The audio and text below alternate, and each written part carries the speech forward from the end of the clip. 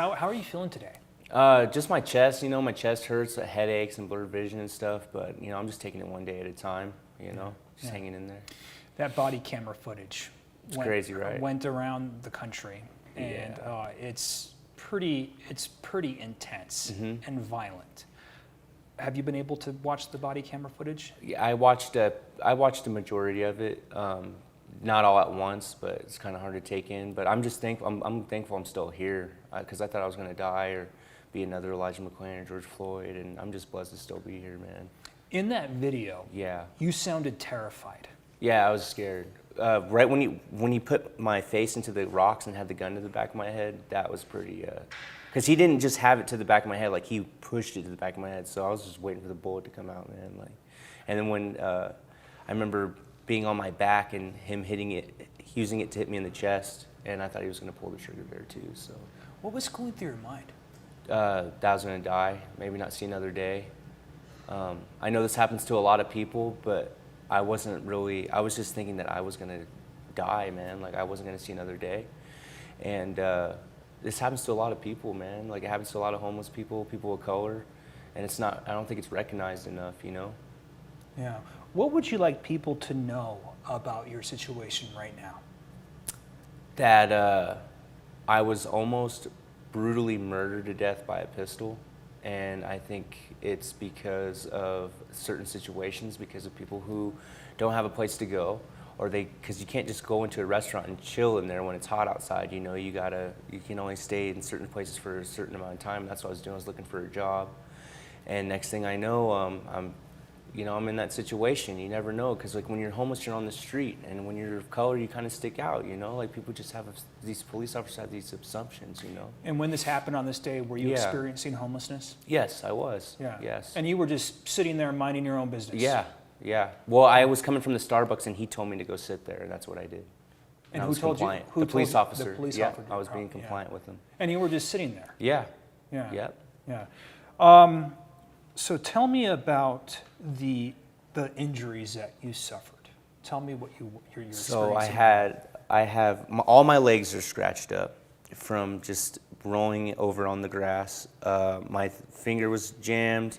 I have stitches in my head, and then I had a black eye. This is all from a pistol, and then my chest. My chest hurts a lot because I got hit in the chest with the gun, and then they had when I was rolled on my back, and then I have I got tased in my leg also, but they had their knees against my back while I was on my chest after I was poked with the gun. So that's one of the major injuries.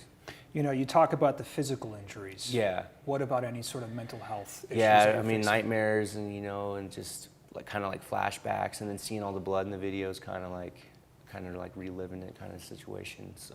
You talked about how you could not finish that body camera footage. Yeah. Yeah.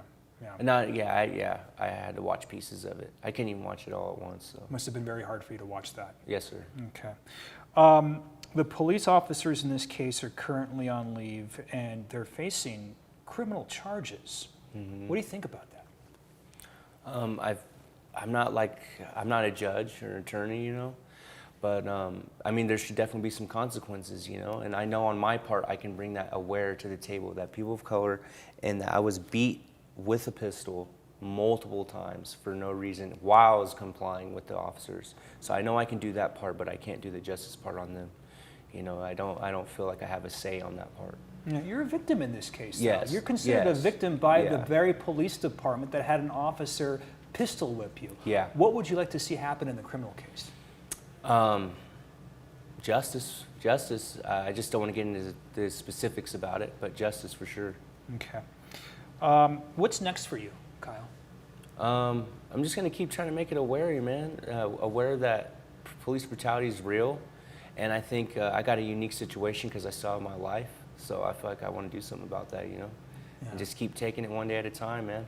Yeah. Yeah. If Officer Halbert was here right now, what would you say to him? I'd like to, I don't know. I don't know how to answer that. That's kind of hard. I would just ask why, what made you that angry to use that force? But it's pretty recent, so that's kind of a tough question for me. Yeah. Totally understandable. Thank Has you. anybody reached out to you from the city of Aurora? Has the chief spoken to you? I just saw what she said on TV, and I appreciated that. No, I think just once the police might have came to me. They took some photos and just asked if, kind of just went over what happened, and I kind of just didn't say much. But I think they reached out a little bit, but not too much though. Yeah. How are you doing? How are you really doing today? I'm just taking it one day at a time, man. Just trying to heal and stay strong, stand up for race and police brutality, man. Your story has Yeah. gone national. Wow. And a lot of people have talked about it. How are you explaining it to people when people reach out to your friends and your family? Basically, how I just explained it to you, and just bringing it to the surface and see how we can change it and take it one step at a time. Maybe reevaluate the force, and maybe do some background checks more, and just focus on little pieces at a time to make the bigger pie. Yeah. You seem very in good spirits, and that Yeah. that you have like a smile on your face. Mm-hmm. It's remarkable how good you look, because thank in you. that video, the injuries were substantial. I know. I tell Yeah. people I'm like Wolverine. I just kind of like healed up real quick. I kind of got blessed for it, man. I'm just lucky. I heal quick. Yeah. Yeah. I know I asked you this question again, but I'll ask you again, because I think what you said is a very good point. What would you like people at home to take away from this incident? Take away from it that people shouldn't jump to conclusions, and people who don't have a home or who are of color, maybe you should not judge them right away, and maybe have some sympathy for people out there who get treated like this, and try to understand like maybe where they're coming from more, and that the world really is an unfair place. It really is, and you could die any day, man. Yeah, and you felt that you came close. Yes, I did. Yeah. Yeah.